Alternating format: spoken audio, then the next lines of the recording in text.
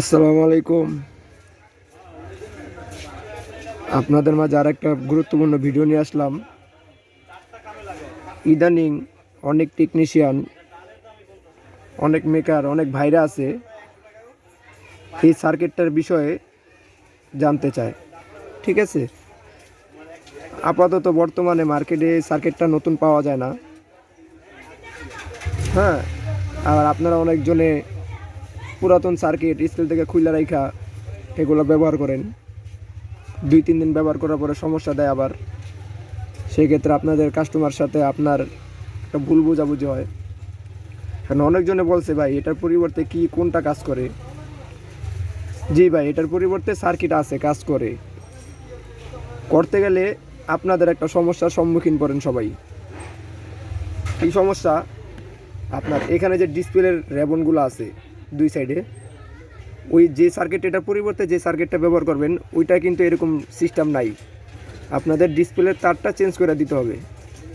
হ্যাঁ, আর এটা হলো 1 নাম্বার। 2 নাম্বার হচ্ছে এটার ভিতরে যে আপনার পার্টসগুলো ব্যবহার করা হয়েছে, এটার পরিবর্তে যে সার্কিটটা ব্যবহার করবেন ওইটার ভিতরে কিন্তু এরকম পার্টস নাই। তার মানে বুঝতে পারতেছেন এই সার্কিটটা অনেক উন্নত। হ্যাঁ, এই সার্কিটটার সমস্যা হয় বেশিরভাগ হচ্ছে আপনার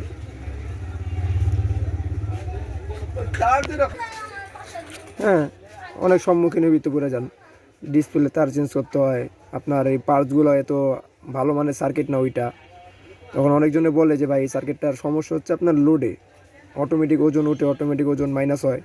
এটা সমাধান কি? বা এটা সমাধান আছে। ঠিক আছে, আপনার সার্কিটটা দেখতে পাচ্ছেন এটা পুরাতন নষ্ট সার্কিট, কিন্তু সার্কিটটা ফ্রেশ, কোনো জায়গায় কোনো ময়লা নেই, কোনো ইয়া নেই। ঠিক আছে, আপনারা কী করবেন, এরকম ফ্রেশ সার্কিট যদি আপনাদের কাছে থাকে কাস্টমারের, হ্যাঁ, আপনারা এরকম একটা সার্কিট নেবেন। এই সার্কিট নিয়ে আপনাদের যে এখানে আইসিটা আছে, মেমোরি আইসিটা তুইলা আপনারা এই আইসিটার ভিতরে এটা তুইলা এটার ভিতরে লাগাই দিবেন। এটার আইসি এটার ভিতরে লাগাই দিবেন। ঠিক আছে, তাহলে সমস্যার সমাধান হয়ে যাইব। আর অনেকজনে বলে ভাই কেন নতুন সার্কিটটা লাগাই নিতে হয়। ভাই নতুন সার্কিট লাগাইতে পারবেন, আপনাদের তো তার চেঞ্জ করতে হইব। আর এটার পার্টসপাতিগুলো তো দেখছেন, এরকম এটার মধ্যে এরকম উন্নত না। ঠিক আছে, আপনারা বলবেন, অনেকেই বলবেন যে ভাই এটা তো পুরাতন সার্কিট। আর ভাই সার্কিটটা পুরাতন হয়েছে গিয়েছে, আপনার মেন তো আইসিটা তো নতুন। আপনি নতুন সার্কিট থেকে খুলে লাগাইছেন, এটা অনেক দিন ব্যবহার করতে পারবেন আপনারা।